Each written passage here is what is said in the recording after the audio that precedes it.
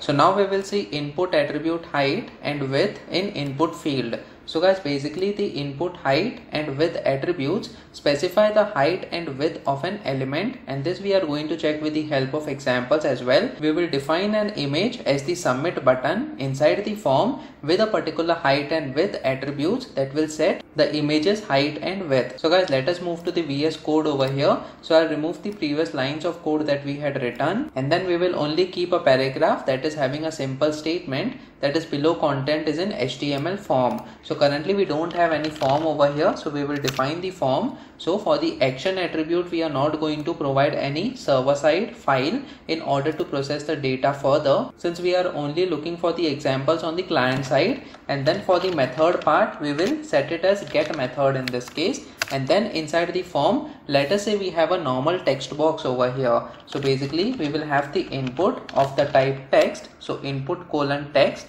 and then as you can see, this is the input with the type text over here. And for the name, we will provide f name in this case, so that the user can provide the first name over here. And then for the ID part as well, we will provide the value as f name in this case. And before this input, we will also have the label, and for the for attribute, we will keep the value as f name, so that whenever user clicks on this particular label, the focus is given to this particular input field. So for the label, we will say first name over here. So we have the label as first name followed by input field. And then guys, let us have couple of line breaks in this case, after which we are going to have the submit button with the help of the image. So over here we will say input followed by colon, and then we have something called as image over here. So guys, instead of having the submit button, we can have the image as well, that can help us in order to submit this form. So we are going to use the type image in this case. So we need to provide the values for these attributes over here. One is the src, which is the source attribute,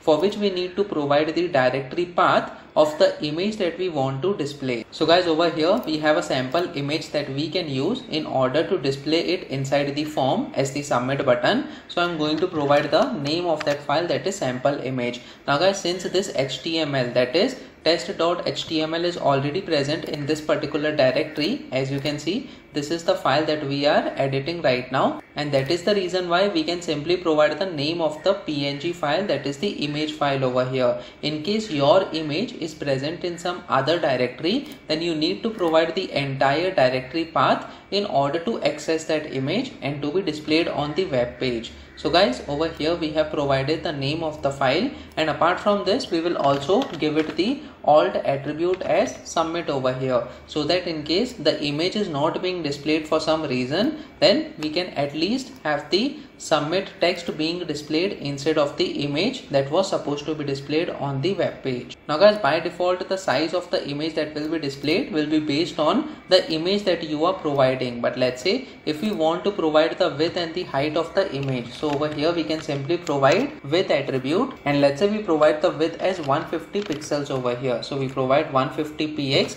and in the same way we have to provide the height attribute as well. So in this case, let us say we provide the height attribute as 100 pixels over here. So guys, this is the way that we can provide the width and the height of a particular HTML element. Specifically, we use it for the images, whether it is the img tag or the input tag along with the type image over here. So guys, let me just save this file now and try reloading this page on the browser. So as you can see, below content is in HTML form, and then we have the input field, that is the first name over here, after which we have this image that is being displayed over here. So this image over here is acting like a submit button in this case. Guys, it depends on your requirement based on what height and width you want to display the image that will act as a submit button. So over here, let's say we provide the first name as John in this case, and when we click on this image that is acting as a submit button, so as you can see, inside the URL, f name parameter is being passed over here, and the value is John in this case.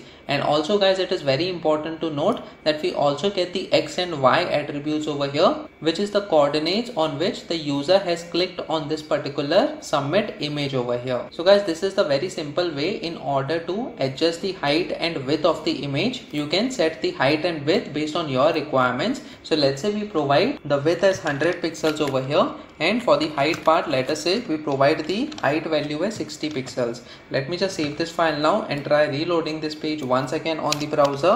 So as you can see, the image width and height is adjusted now based on the height and width that we have provided inside our code. So guys, comment in the comment section below whether you have learned something out of this video. Please make sure that you like this video so that it reaches to more people, and subscribe to this channel so that you get the notifications on upcoming videos as well. The next video that we are going to talk about is input attribute list in input field. So stay tuned.